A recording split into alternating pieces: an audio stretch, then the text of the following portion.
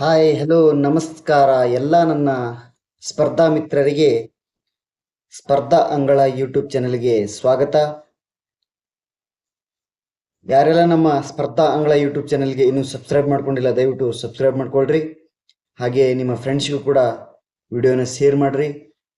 ಯಾರೆಲ್ಲ ನಮ್ಮ ಕ್ಲಾಸಿಗೆ ನಿಮಗೆ ಕ್ಲಾಸ್ ಇಷ್ಟ ಆದ್ರೆ ಒಂದು ಲೈಕ್ ಬರಲಿ ಅಂತ ಹೇಳ್ತಾ, ಇವತ್ತಿನ ತರಗತಿಯ ವಿಶೇಷತೆ ಏನಪ್ಪಾ ಅಂತಂದ್ರೆ, ನಾವು SSCGDಗೆ ಸಂಬಂಧಪಟ್ಟಂತಹ ಹಿಂದಿ ಗ್ರಾಮರ್ ಅನ್ನ ಕುರಿತು ಇಷ್ಟು ದಿನ ಕ್ಲಾಸಸ್ ಅನ್ನ ಮಾಡಿದ್ವಿ. ಅದರಲ್ಲಿ ಪ್ರೀವಿಯಸ್ ಕ್ವಶನ್ ಪೇಪರ್ ಅನ್ನು ಬಿಡಿಸ್ತಕ್ಕಂಥ ಕ್ಲಾಸಸ್ಗಳು ಮತ್ತೆ ಹಿಂದಿ ಗ್ರಾಮರ್ಗೆ ಸಂಬಂಧಪಟ್ಟಂತ ಆಲ್ ಸಿಲೆಬಸ್ ನಾನು ಕಂಪ್ಲೀಟ್ ಮಾಡಿಕೊಟ್ಟಿದ್ದೀನಿ. ಇವತ್ತಿನ ವಿಶೇಷ ಏನಪ್ಪಾ ಅಂತಂದ್ರೆ, GKಗೆ ಸಂಬಂಧಪಟ್ಟಂತ ಕೆಲವು ಇಂಪಾರ್ಟೆಂಟ್ ಆಗಿರ್ತಕ್ಕಂಥ ಟಾಪಿಕ್ಗಳನ್ನು ಕುರಿತು ನಾವು ನೋಡ್ಕೊಂತ ಹೋಗೋಣ. ಯಾವ ರೀತಿಯಾಗಿ GKದೊಳಗ ಯಾವ ರೀತಿಯಾಗಿ ಕ್ವಶನ್ಸ್ಗಳು ಬರ್ತಾವ ನಿಮ್ಗೆಲ್ಲ ಗೊತ್ತಿರುತ್ತೆ. ಎಲ್ಲಾ ಟಾಪಿಕ್ ಮಳೆ ಅವರು ಕ್ವಶನ್ ಅನ್ನು ಕೇಳಿರ್ತಾರೆ. ಅದರಲ್ಲಿ ಸ್ವಲ್ಪ ಹೆಚ್ಚು ಇಂಪಾರ್ಟೆಂಟ್ ಆಗಿರ್ತಕ್ಕಂಥ ಸ್ವಲ್ಪ ಹೆಚ್ಚು ಕ್ವಶನ್ಸ್ಗಳು ರೈಸ್ ಆಗಿರ್ತಕ್ಕಂಥ ಟಾಪಿಕ್ ಅನ್ನು ಕುರಿತು ನಾನು ಸ್ವಲ್ಪ ಕ್ಲಾಸ್ ಅನ್ನ ಮಾಡಿಸ್ಕೊಂತ ಹೋಗ್ತಾ ಇದ್ದೀನಿ. ದಯವಿಟ್ಟು ಇದರ ಉಪಯೋಗನ ಪಡ್ಕೊಳ್ರಿ ಅಂತ ಹೇಳ್ತಾ, ಯಾರೆಲ್ಲ ನಮ್ಮ ಸ್ಪರ್ಧಾ ಅಂಗಳ ಯೂಟ್ಯೂಬ್ ಚಾನಲ್ಗೆ ಇನ್ನೂ ಸಬ್ಸ್ಕ್ರೈಬ್ ಆಗಿಲ್ಲ ದಯವಿಟ್ಟು ಸಬ್ಸ್ಕ್ರೈಬ್ ಮಾಡ್ಕೊಳ್ರಿ.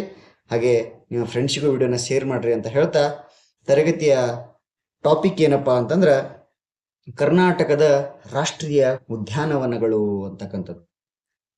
ನಾವು ಭಾರತದ ರಾಷ್ಟ್ರೀಯ ಉದ್ಯಾನವನಗಳನ್ನು ಕೂಡ ನೋಡ್ತೀವಿ.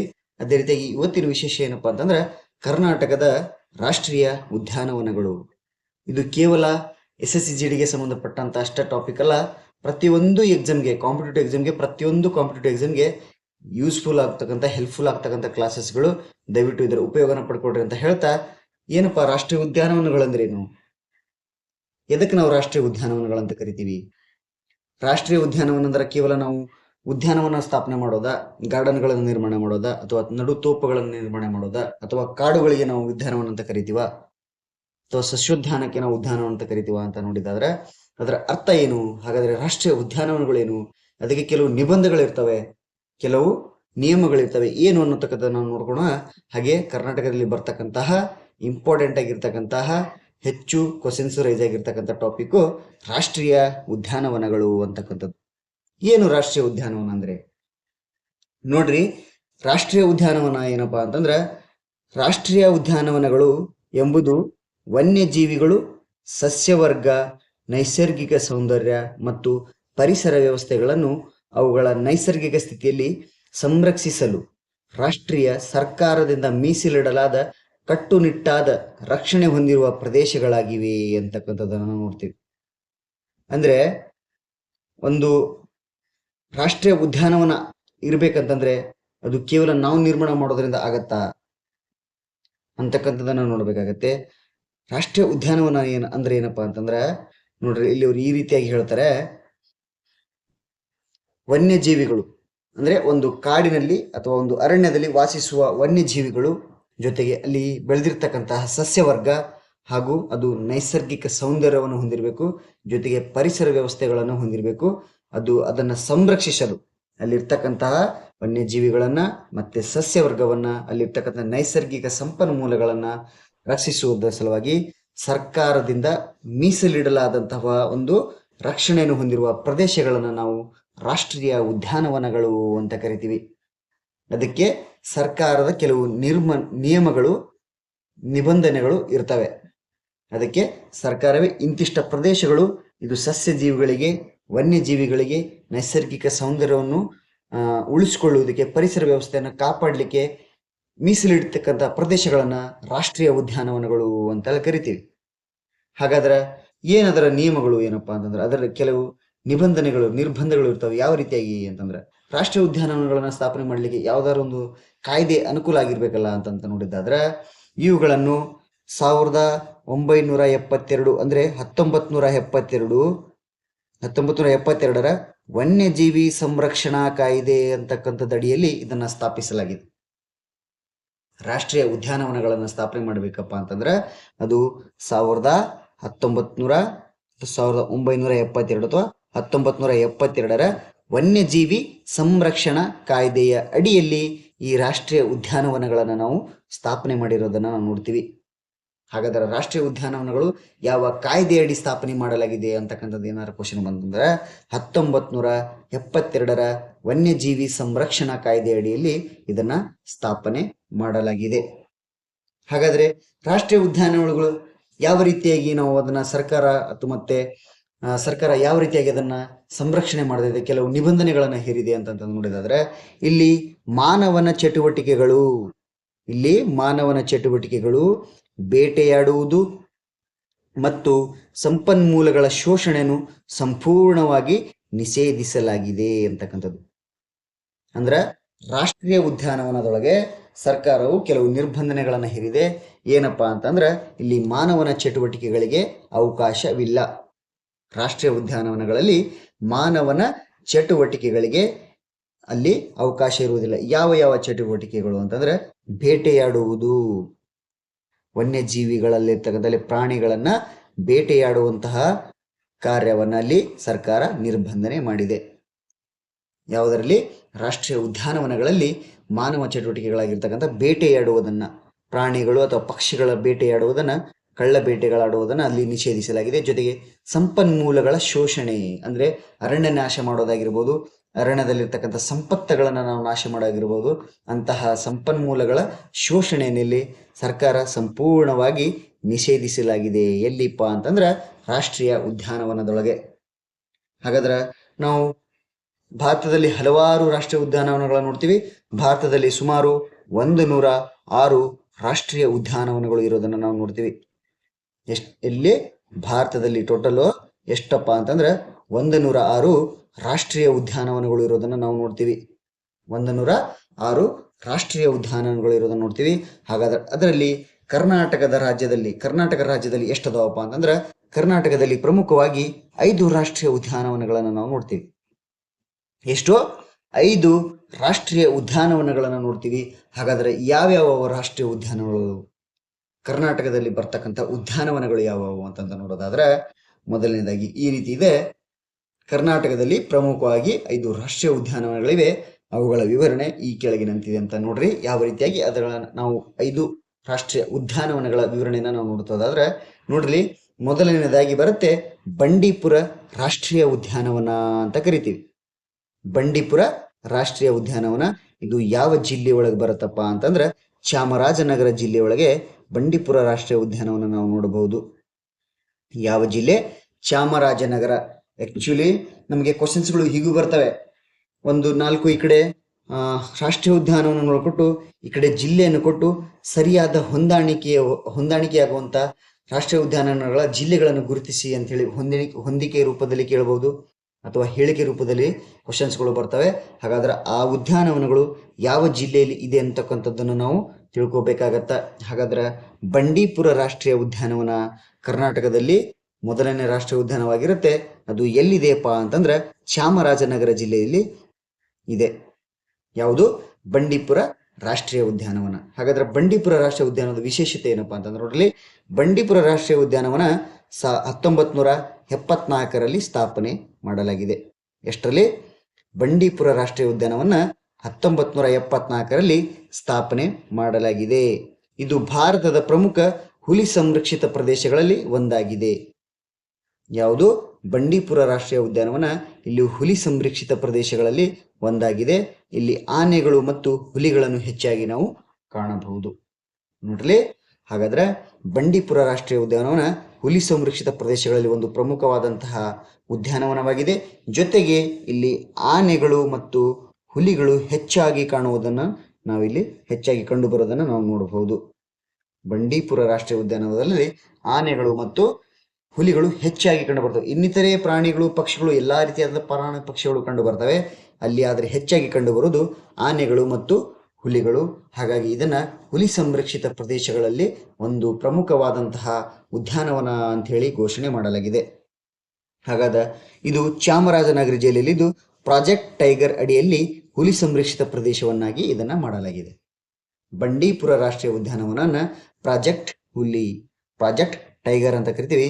1972ರಲ್ಲಿ ಪ್ರಾಜೆಕ್ಟ್ ಟೈಗರ್ ಅಂತಕ್ಕಂಥ ಒಂದು ಯೋಜನೆ ಜಾರಿಗೆ ಬರುತ್ತೆ.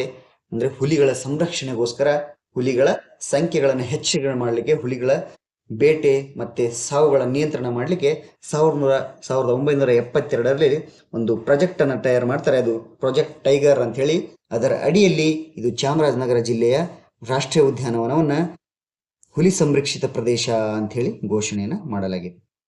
ಹುಲಿ ಸಂರಕ್ಷಿತ ಪ್ರದೇಶ ಅಂತ ಹೇಳಿ ಘೋಷಣೆಯನ್ನು ಮಾಡಲಾಗಿದೆ.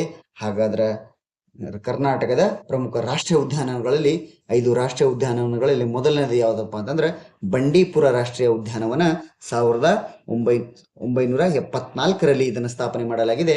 ಹಾಗಾದ್ರೆ ಇದು ಹುಲಿ ಸಂರಕ್ಷಿತ ಪ್ರದೇಶಗಳಲ್ಲಿ ಒಂದು ಪ್ರಮುಖವಾದಂತಹ ಉದ್ಯಾನವನ. ಜೊತೆಗೆ ಆನೆಗಳು ಮತ್ತು ಹುಲಿಗಳು ಇಲ್ಲಿ ಹೆಚ್ಚಾಗಿ ಕಂಡು ಬರುತ್ತೆ.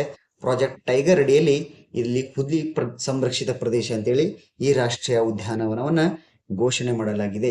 ಹಾಗಾದ್ರೆ ಬಂಡೀಪುರ ರಾಷ್ಟ್ರೀಯ ಉದ್ಯಾನವನ ಎಲ್ಲಿ ಕಂಡು ಬರುತ್ತಪ್ಪ ಅಂತಂದ್ರೆ ಚಾಮರಾಜನಗರ ಜಿಲ್ಲೆಯಲ್ಲಿ ಇದು ಕಂಡು ಬರುತ್ತೆ. ಯಾವ ಜಿಲ್ಲೆಯಲ್ಲಿ? ಚಾಮರಾಜನಗರ ಜಿಲ್ಲೆಯಲ್ಲಿ ಇದು ಕಂಡು ಬರುತ್ತೆ. ಹಾಗಾದ್ರೆ ಎರಡನೇ ಉದ್ಯಾನವನ ಯಾವುದು? ಕರ್ನಾಟಕದ ಎರಡನೇ ಉದ್ಯಾನವನ ನಾಗರಹೊಳೆ ರಾಷ್ಟ್ರೀಯ ಉದ್ಯಾನವನ ಅಂತ ಹೇಳಿ ಕರಿತೀವಿ. ಇದು ಯಾವ ಜಿಲ್ಲೆಯೊಳಗೆ ಕಂಡು ಬರುತ್ತಪ್ಪ ಅಂತಂದ್ರೆ ಮೈಸೂರು ಮತ್ತು ಕೊಡಗು ಜಿಲ್ಲೆಗಳಲ್ಲಿ ಇದು ಕಂಡು ಬರುತ್ತೆ. ಮೈಸೂರು ಮತ್ತು ಕೊಡಗು ಜಿಲ್ಲೆಗಳ ಅರಣ್ಯ ಪ್ರದೇಶಗಳಲ್ಲಿ ಈ ರಾಷ್ಟ್ರೀಯ ಉದ್ಯಾನವನ ಕಂಡು ಬರುತ್ತೆ. ಹಾಗಾದ್ರೆ ಈ ಉದ್ಯಾನದ ವಿಶೇಷತೆ ಯಾವಾಗ ಸ್ಥಾಪನೆ ಆಯ್ತಪ್ಪ ಅಂತಂದ್ರೆ ನೋಡೋದಾದ್ರೆ ಇದನ್ನು ಏನಂತ ಕರಿತೀವಪ್ಪ ಅಂತಂದ್ರೆ ರಾಜೀವ್ ಗಾಂಧಿ ರಾಷ್ಟ್ರೀಯ ಉದ್ಯಾನವನ ಅಂತ ಕೂಡ ಕರೀತಾರೆ. ನಾಗರಹೊಳೆ ರಾಷ್ಟ್ರೀಯ ಉದ್ಯಾನವನವನ್ನ ಇನ್ನೊಂದು ಹೆಸರಿಂದ ಕರೀತಾರೆ. ಏನಪ್ಪಾ ಅಂತಂದ್ರೆ ಆ ಹೆಸರು ರಾಜೀವ್ ಗಾಂಧಿ ರಾಷ್ಟ್ರೀಯ ಉದ್ಯಾನವನ ಅಂತೇಳಿ ಕೂಡ ಕರೀತಾರೆ.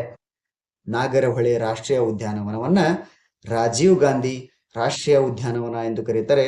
ಇದು ಏಷ್ಯಾದ ಆನೆಗಳ ಅತಿ ದೊಡ್ಡ ವಾಸಸ್ಥಾನಗಳಲ್ಲಿ ಒಂದಾಗಿದೆ. ಯಾವ ಉದ್ಯಾನವನ? ನಾಗರಹೊಳೆ ರಾಷ್ಟ್ರೀಯ ಉದ್ಯಾನವನ ಏಷ್ಯಾದ ಆನೆಗಳು ವಾಸ ಮಾಡುವಂತಹ ಅತಿ ದೊಡ್ಡ ವಾಸಸ್ಥಾನಗಳಲ್ಲಿ ಇದು ಕೂಡ ಒಂದು ಪ್ರಮುಖವಾದಂತಹ ಉದ್ಯಾನವನವಾಗಿದೆ. ಹೌದಾ? ಹಾಗಾದ್ರೆ ಇದನ್ನ 1974ರಲ್ಲಿ ಅಭಯಾರಣ್ಯವಾಗಿ ಸ್ಥಾಪನೆ ಮಾಡ್ತಾರೆ. ನಂತರ 1988ರಲ್ಲಿ ಇದನ್ನು ರಾಷ್ಟ್ರೀಯ ಉದ್ಯಾನವನವನ್ನಾಗಿ ಘೋಷಣೆಯನ್ನ ಮಾಡ್ತಾರೆ. ಯಾವಾಗ? ಇದು ಸ್ಥಾಪನೆಯಾಗಿದ್ದು 1974ರಲ್ಲಿ, ಆದರೆ ಇದು ಅಭಯಾರಣ್ಯವನ್ನಾಗಿ ಸ್ಥಾಪನೆ ಮಾಡ್ತಾರೆ. ನಂತರ 1988ರಲ್ಲಿ ಇದನ್ನ ರಾಷ್ಟ್ರೀಯ ಉದ್ಯಾನವನವನ್ನಾಗಿ ಘೋಷಣೆಯನ್ನ ಮಾಡಲಾಗತ್ತೆ. ಹಾಗಾದ್ರೆ ಇದು ಯಾವ ಜಿಲ್ಲೆಗಳಲ್ಲಿ ಹರಡಿದೆಯಪ್ಪ ಅಂತಂದ್ರೆ ಇದು ಕೊಡಗು ಮತ್ತು ಮೈಸೂರು ಜಿಲ್ಲೆಗಳಲ್ಲಿ ಇದು ಕಂಡುಬರೋದನ್ನ ನಾವು ನೋಡ್ತೀವಿ. ಹಾಗಾದ್ರೆ ಕರ್ನಾಟಕದ ರಾಷ್ಟ್ರೀಯ ಉದ್ಯಾನವನಗಳಲ್ಲಿ ಒಂದು ಇಂಪಾರ್ಟೆಂಟ್ ಆಗಿರ್ತಕ್ಕಂತಹ ನಾಗರಹೊಳೆ ರಾಷ್ಟ್ರೀಯ ಉದ್ಯಾನವನ, ಇದು ರಾಜೀವ್ ಗಾಂಧಿ ರಾಷ್ಟ್ರೀಯ ಉದ್ಯಾನವನ ಅಂತ ಹೇಳಿ ಕರಿತೀವಿ. ಇದು 1974ರಲ್ಲಿ ಅಭಯಾರಣ್ಯವಾಗಿ ಸ್ಥಾಪನೆಯಾಗತ್ತೆ. ನಂತರ ಇದನ್ನು 1988ರಲ್ಲಿ ರಾಷ್ಟ್ರೀಯ ಉದ್ಯಾನವನನ್ನಾಗಿ ಘೋಷಣೆ ಮಾಡಲಾಗತ್ತೆ. ಇದು ಕೊಡಗು ಮತ್ತು ಮೈಸೂರು ಜಿಲ್ಲೆಗಳಲ್ಲಿ ಕಂಡು ಬರುತ್ತೆ. ಕ್ಲಾಸಸ್ ಇಷ್ಟ ಆಗಿದೆ ಅಂತ ಅನ್ಕೋತೀನಿ. ದಯವಿಟ್ಟು ಒಂದು ಲೈಕ್ ಬರಲಿ, ಹಾಗೆ ನಿಮ್ಮ ಫ್ರೆಂಡ್ಸಿಗೂ ಕೂಡ ಇದನ್ನ ಶೇರ್ ಮಾಡ್ರಿ, ಇದರ ಉಪಯೋಗನ ಪಡ್ಕೊಡ್ರಿ ಅಂತ ಹೇಳ್ತಾ, ಯಾರೆಲ್ಲ ನೀವು ನಮ್ಮ ಇನ್ನು ಸ್ಪರ್ಧಾ ಅಂಗಳ ಯೂಟ್ಯೂಬ್ ಚಾನಲ್ಗೆ ಸಬ್ಸ್ಕ್ರೈಬ್ ಆಗಿಲ್ಲ ದಯವಿಟ್ಟು ಸಬ್ಸ್ಕ್ರೈಬ್ ಮಾಡ್ಕೊಡ್ರಿ. ಇದರ PDF ನಿಮ್ಗೆ ಬೇಕಂತಂದ್ರೆ ಟೆಲಿಗ್ರಾಮಲ್ಲಿ ಸ್ಪರ್ಧಾ ಅಂಗಳ ಅಂತ ಒಂದು ಟೆಲಿಗ್ರಾಮ್ ಚಾನಲ್ ಇದೆ, ಅಲ್ಲಿ ಹೋದರೆ ನಿಮಗೆ PDF ಸಿಗ್ತವೆ. ಮತ್ತು ಹಿಂದಿಗೆ ಸಂಬಂಧಪಟ್ಟಂತಹ SSC GDಗೆ ಸಂಬಂಧಪಟ್ಟಂತಹ ಎಲ್ಲ ಕ್ಲಾಸಸ್ಗಳು PDF ಕೂಡ ಅಲ್ಲಿ ಸಿಗುತ್ತೆ. ನೀವು ಟೆಲಿಗ್ರಾಮ್ ಚಾನಲ್ಗೆ ಜಾಯ್ನ್ ಆಗಬಹುದು. ಹಾಗಾದ್ರೆ ಮುಂದಿನ ರಾಷ್ಟ್ರೀಯ ಉದ್ಯಾನವನ ಬನ್ನೇರುಘಟ್ಟ ರಾಷ್ಟ್ರೀಯ ಉದ್ಯಾನವನ ಅಂತ ಹೇಳಿ ಕರಿತೀವಿ. ಬನ್ನೇರುಘಟ್ಟ ರಾಷ್ಟ್ರೀಯ ಉದ್ಯಾನವನ ಯಾವ ಜಿಲ್ಲೆಯಲ್ಲಿ ಕಂಡು ಬರುತ್ತಪ್ಪ ಅಂತಂದ್ರೆ ನಮ್ಮ ಕರ್ನಾಟಕ ರಾಜ್ಯದ ರಾಜಧಾನಿಯಾಗಿರ್ತಕ್ಕಂತಹ ಸಿಲಿಕಾನ್ ಸಿಟಿ ಅಂತ ಕರೀತಕ್ಕಂತಹ ಜಿಲ್ಲೆಯಾಗಿರ್ತಕ್ಕಂಥ ಬೆಂಗಳೂರು ಜಿಲ್ಲೆಯಲ್ಲಿ ಬನ್ನೇರುಘಟ್ಟ ರಾಷ್ಟ್ರೀಯ ಉದ್ಯಾನವನ ಕಂಡು ಬರೋದನ್ನು ನಾವು ಕಾಣ್ತೀವಿ. ಎಲ್ಲಿ ಬರುತ್ತಪ್ಪ ಅಂತಂದ್ರೆ ಬನ್ನೇರುಘಟ್ಟ ರಾಷ್ಟ್ರೀಯ ಉದ್ಯಾನವನ ಬೆಂಗಳೂರು ಜಿಲ್ಲೆಯಲ್ಲಿ ಕಂಡು ಬರುತ್ತೆ. ಹಾಗಾದ್ರೆ ಈ ಬನ್ನೇರುಘಟ್ಟ ರಾಷ್ಟ್ರೀಯ ಉದ್ಯಾನದ ವಿಶೇಷತೆ ಏನಪ್ಪಾ ಅಂತಂದ್ರೆ ಬನ್ನೇರುಘಟ್ಟ ರಾಷ್ಟ್ರೀಯ ಉದ್ಯಾನವನ 1974ರಲ್ಲಿ ಅಂದ್ರೆ 1974ರಲ್ಲಿ ಇದನ್ನ ಸ್ಥಾಪನೆ ಮಾಡಲಾಗತ್ತೆ. ಬನ್ನೇರುಘಟ್ಟ ರಾಷ್ಟ್ರೀಯ ಉದ್ಯಾನವನ 1974ರಲ್ಲಿ ಸ್ಥಾಪನೆ ಆಗುತ್ತೆ. ಇದು ಬೆಂಗಳೂರಿನ ಸಮೀಪವಿರುವ ಉದ್ಯಾನವನವು ಪ್ರಾಣಿ ಸಂಗ್ರಹಾಲಯ, ಪತಂಗ ಉದ್ಯಾನವನ ಅಂದ್ರೆ ಬಟರ್ಫ್ಲೈ ಪಾರ್ಕ್ ಅಂತ ಕರಿತೀವಿ. ಇದನ್ನ ಬಟರ್ಫ್ಲೈ ಅಂದ್ರೆ ಚಿಟ್ಟೆಗಳ ಉದ್ಯಾನವನ ಅಂತ ಕೂಡ ಕರಿತೀವಿ. ಇದಕ್ಕೆ ಚಿಟ್ಟೆಗಳ ಉದ್ಯಾನವನ ಅಂತ ಕರಿತೀವಿ. ಇಲ್ಲಿ ಪ್ರಾಣಿ ಸಂಗ್ರಹಾಲಯ ಕೂಡ ಇದೆ. ಹಾಗಾಗಿ ಇದು ಹೆಚ್ಚು ಸಫಾರಿಗೆ ಅಂದ್ರೆ ಪ್ರಾಣಿ ಮತ್ತು ಚಿಟ್ಟೆಗಳ ಸಫಾರಿಗೆ ಹೆಸರುವಾಸಿಯಾಗಿರ್ತಕ್ಕಂತಹ ಉದ್ಯಾನವನ ಯಾವುದಪ್ಪ ಅಂತಂದ್ರೆ ಬನ್ನೇರುಘಟ್ಟ ರಾಷ್ಟ್ರೀಯ ಉದ್ಯಾನವನ. ಇದು ಚಿಟ್ಟೆ ಬಟರ್ಫ್ಲೈ ಪಾರ್ಕ್ ಮತ್ತೆ ಪ್ರಾಣಿಗಳ ಸಫಾರಿಗೆ ಹೆಚ್ಚು ಪ್ರಸಿದ್ಧಿಯನ್ನು ಪಡೆದಿದೆ. ಹಾಗಾದರೆ ಬೆಂಗಳೂರು ಸಮೀಪ ಇರುವ ಇದು ದೇಶದ ಮೊಟ್ಟ ಮೊದಲ ಚಿಟ್ಟೆ ಉದ್ಯಾನವನ ಅಂತಕ್ಕಂಥದ್ದನ್ನು ನಾವು ನೋಡ್ತೀವಿ. ದೇಶದ ಮೊಟ್ಟ ಮೊದಲ ಬಟರ್ಫ್ಲೈ ಪಾರ್ಕ್ ಯಾವುದಪ್ಪ ಅಂತಂದ್ರೆ, ದೇಶದ ಮೊಟ್ಟ ಮೊದಲ ಬಟರ್ಫ್ಲೈ ಅಥವಾ ದೇಶದ ಮೊಟ್ಟ ಮೊದಲ ಚಿಟ್ಟೆ ಪಾರ್ಕ್ ಯಾವುದಪ್ಪ, ಉದ್ಯಾನವನ ಯಾವುದಪ್ಪ ಅಂತಂದ್ರೆ ಅದು ಬನ್ನೇರುಘಟ್ಟ ರಾಷ್ಟ್ರೀಯ ಉದ್ಯಾನವನ. ಯಾವ ಜಿಲ್ಲೆಯಲ್ಲಿ ಕಂಡು ಬರುತ್ತೆ ಅಂದ್ರೆ ಬೆಂಗಳೂರು ಜಿಲ್ಲೆಯಲ್ಲಿ ಕಂಡು ಬರುತ್ತೆ. ಹೌದಾ? ಹಾಗಾದ್ರೆ ಮುಂದಿನ ರಾಷ್ಟ್ರೀಯ ಉದ್ಯಾನವನ ಹೀಗಿದೆ, ಕುದುರೆಮುಖ ರಾಷ್ಟ್ರೀಯ ಉದ್ಯಾನವನ ಅಂತ ಕರಿತೀವಿ. ಯಾವ ಜಿಲ್ಲೆಯಲ್ಲಿ ಕಂಡು ಬರುತ್ತೆ ಅಂತಂದ್ರೆ ಚಿಕ್ಕಮಗಳೂರು ಜಿಲ್ಲೆಯಲ್ಲಿ ಇದು ಕಂಡು ಬರುತ್ತೆ. ಕುದುರೆಮುಖ ರಾಷ್ಟ್ರೀಯ ಉದ್ಯಾನವನ ಯಾವ ಜಿಲ್ಲೆಯಲ್ಲಿ ಕಂಡು ಬರುತ್ತೆ ಅಂದ್ರೆ ಚಿಕ್ಕಮಗಳೂರು ಜಿಲ್ಲೆಯಲ್ಲಿ ಇದು ಕಂಡು ಬರುತ್ತೆ. ಹಾಗಾದ್ರೆ ಇದು ಯಾವಾಗ ಸ್ಥಾಪನೆ ಆಯ್ತಪ್ಪ ಅಂತಂದ್ರೆ 1987ರಲ್ಲಿ ಈ ರಾಷ್ಟ್ರೀಯ ಉದ್ಯಾನವನ ಸ್ಥಾಪನೆಯಾಗತ್ತೆ. ಕುದುರೆಮುಖ ರಾಷ್ಟ್ರೀಯ ಉದ್ಯಾನವನ 1987ರಲ್ಲಿ ಸ್ಥಾಪನೆಯಾಯಿತು. ಇದು ಯಾವ ಜಿಲ್ಲೆಯಲ್ಲಿ ಐತಪ್ಪ ಅಂದ್ರೆ ಚಿಕ್ಕಮಗಳೂರು ಜಿಲ್ಲೆಯಲ್ಲಿದೆ. ಇದರ ವಿಶೇಷತೆ ಏನಪ್ಪಾ ಅಂತಂದ್ರೆ ಪಶ್ಚಿಮ ಘಟ್ಟಗಳ ಸುಂದರ ಬೆಟ್ಟಗಳ ನಡುವೆ ಇರುವ ಇದು ನಿತ್ಯ ಹರಿದ್ವರ್ಣ ಕಾಡುಗಳಿಗೆ ಮತ್ತು ವಲಯ ಸಸ್ತನಿಗಳಿಗೆ ನೆಲೆಯಾಗಿದೆ ಅಂತಕ್ಕಂಥದ್ದನ್ನ ನಾವು ನೋಡ್ತೀವಿ. ಅಂದ್ರೆ ಇದು ಎಲ್ಲಿ ಕಂಡು ಬರುತ್ತಪ್ಪ ಅಂತಂದ್ರೆ ಪಶ್ಚಿಮ ಘಟ್ಟಗಳ ನಡುವೆ, ಬೆಟ್ಟಗಳ ನಡುವೆ ಸುಂದರವಾದಂತಹ ಹಚ್ಚ ಹಸಿರಾಗಿರ್ತಕ್ಕಂತಹ ಉದ್ಯಾನವನ. ಇದು ನಿತ್ಯ ಹರಿದ್ವರ್ಣ ಕಾಡಿಗೆ ಮತ್ತು ಸಸ್ತನಿಗಳಿಗೆ ವಾಸ ನೆಲೆಯಾಗಿರ್ತಕ್ಕಂತಹ ಒಂದು ವಿಶೇಷವಾದಂತಹ ಉದ್ಯಾನವನ ಯಾವುದಪ್ಪ ಅಂತಂದ್ರೆ ಇದು ಕುದುರೆಮುಖ ರಾಷ್ಟ್ರೀಯ ಉದ್ಯಾನವನ. ಇಲ್ಲಿ ಶೋಲಾ ಕಾಡುಗಳು ಹೆಚ್ಚು ಕಂಡಾಗಿ ಬರ್ತವೆ. ಶೋಲಾ ಕಾಡುಗಳು ಅಂತ ಕರಿತೀವಿ. ಇದು ಹೆಚ್ಚಾಗಿ ಕಂಡು ಬರುವುದು ಯಾವ ಉದ್ಯಾನವನದಲ್ಲಿ ಅಂದ್ರೆ ಕುದುರೆಮುಖ ರಾಷ್ಟ್ರೀಯ ಉದ್ಯಾನವನ. ಹಾಗಾದ್ರೆ ಇದು 4ನೆಯ ರಾಷ್ಟ್ರೀಯ ಉದ್ಯಾನವನ. ನಮ್ಮ ಕರ್ನಾಟಕದ 5 ರಾಷ್ಟ್ರೀಯ ಉದ್ಯಾನವನಗಳಲ್ಲಿ ಕುದುರೆಮುಖ ರಾಷ್ಟ್ರೀಯ ಉದ್ಯಾನ ಅಂತಕ್ಕಂಥದ್ದು ಒಂದು ಹೆಚ್ಚು ಪ್ರಮುಖವಾಗಿರ್ತಕ್ಕಂತಹ ಉದ್ಯಾನವನವನ. ಯಾವ ಜಿಲ್ಲೆಯಲ್ಲಿ ಕಂಡು ಬರುತ್ತಪ್ಪ ಅಂತಂದ್ರೆ ಚಿಕ್ಕಮಗಳೂರು ಜಿಲ್ಲೆಯಲ್ಲಿ ಕಂಡು ಬರುತ್ತೆ. ಹಾಗಾದ್ರೆ ಕೊನೆಯ ರಾಷ್ಟ್ರೀಯ ಉದ್ಯಾನವನ ಅಂಸಿ ರಾಷ್ಟ್ರೀಯ ಉದ್ಯಾನವನ ಅಂತ ಕರಿತೀವಿ. ಅಂಸಿ ರಾಷ್ಟ್ರೀಯ ಉದ್ಯಾನವನ ಯಾವ ಜಿಲ್ಲೆಯಲ್ಲಿ ಕಂಡು ಬರುತ್ತಂದ್ರೆ ಉತ್ತರ ಕನ್ನಡ ಜಿಲ್ಲೆ ಅಂತ ಕರಿತೀವಿ. ಉತ್ತರ ಕನ್ನಡ ಜಿಲ್ಲೆಯೊಳಗ ಇದು ಅಂಸಿ ರಾಷ್ಟ್ರೀಯ ಉದ್ಯಾನವನ ಕಂಡು ಬರೋದನ್ನ ನಾವು ನೋಡ್ತೀವಿ. ಉತ್ತರ ಕನ್ನಡ ಜಿಲ್ಲೆ ಅಥವಾ ಕಾರವಾರ ಅಂತ ಕರಿತೀವಿ. ಇಲ್ಲಿ ದಾಂಡೇಲಿ, ಉತ್ತರ ಕನ್ನಡ ಜಿಲ್ಲೆ ಆಲ್ಮೋಸ್ಟ್ ಎಲ್ಲ ಇದು ಅಂಸಿ ರಾಷ್ಟ್ರೀಯ ಉದ್ಯಾನವನ ಕಂಡು ಬರೋದನ್ನ ನಾವು ನೋಡ್ತೀವಿ. ಹಾಗಾದ್ರೆ ಯಾವಾಗ ಸ್ಥಾಪನೆ ಆಯ್ತಪ್ಪ ಅಂತಂದ್ರೆ ಅಂಸಿ ರಾಷ್ಟ್ರೀಯ ಉದ್ಯಾನವನ ಕಾಳಿ ಹುಲಿ ಸಂರಕ್ಷಿತ ಪ್ರದೇಶ ಅಂತ ಹೇಳಿ ಕೂಡ ಇದನ್ನ ಕರೀತಾರೆ. ಅಂಸಿ ರಾಷ್ಟ್ರೀಯ ಉದ್ಯಾನವನವನ್ನ ಕಾಳಿ ಹುಲಿ ಸಂರಕ್ಷಿತ ಪ್ರದೇಶ ಅಂತ ಕೂಡ ಕರೀತಾರೆ. ಇದು 1987ರಲ್ಲಿ ಉತ್ತರ ಕನ್ನಡ ಜಿಲ್ಲೆಯಲ್ಲಿ ಸ್ಥಾಪನೆಯನ್ನ ಮಾಡಲಾಗುತ್ತೆ.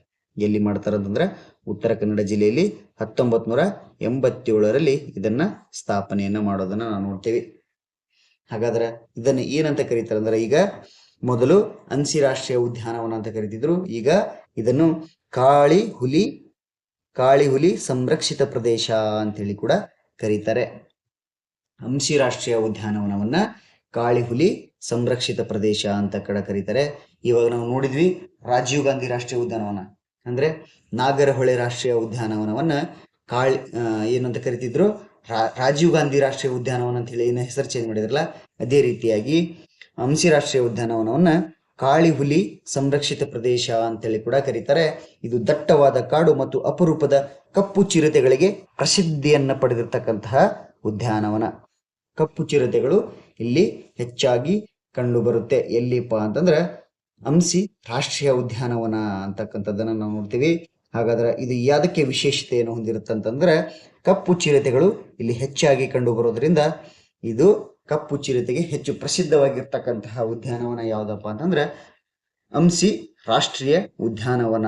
ಹಾಗಾಗಿ ಇದನ್ನ ಕಪ್ಪು ಚಿರತೆಗಳು, ಕಪ್ಪು ಹುಲಿಗಳು ಇಲ್ಲಿ ಕಂಡು ಬರೋದ್ರಿಂದ ಇದನ್ನ ಕಾಳಿ ಹುಲಿ ಸಂರಕ್ಷಿತ ಪ್ರದೇಶ ಅಂತ ಕೂಡ ಕರೀತಾರೆ. ಇದು ಯಾವ ಜಿಲ್ಲೆಯಲ್ಲಿ ಕಂಡು ಬರುತ್ತೆ ಅಂದ್ರೆ ಉತ್ತರ ಕನ್ನಡ ಜಿಲ್ಲೆಯಲ್ಲಿ ಕಂಡು ಬರುತ್ತೆ. ಹಾಗಾದ್ರೆ ಸ್ವಲ್ಪ ಇಂಪಾರ್ಟೆಂಟ್ ಆಗಿರ್ತಕ್ಕಂಥ ಪಾಯಿಂಟ್ಸ್ ಅನ್ನ ನೋಡ್ಕೊಳ್ಳೋಣ. ಅತಿ ದೊಡ್ಡ ರಾಷ್ಟ್ರೀಯ ಉದ್ಯಾನವನ ಯಾವುದು? ಇದು ಕರ್ನಾಟಕದ ಅತಿ ದೊಡ್ಡ ರಾಷ್ಟ್ರೀಯ ಉದ್ಯಾನವನ ಯಾವ್ದಪ್ಪ ಅಂತಂದ್ರೆ ಅದು ಬಂಡೀಪುರ ರಾಷ್ಟ್ರೀಯ ಉದ್ಯಾನವನ. ಕರ್ನಾಟಕದ ಅತಿ ದೊಡ್ಡದಾಗಿರ್ತಕ್ಕಂತಹ ರಾಷ್ಟ್ರೀಯ ಉದ್ಯಾನವನ. ಹಾಗಾದ್ರೆ ಕರ್ನಾಟಕದ ಅತಿ ಚಿಕ್ಕ ರಾಷ್ಟ್ರೀಯ ಉದ್ಯಾನವನ ಯಾವುದು?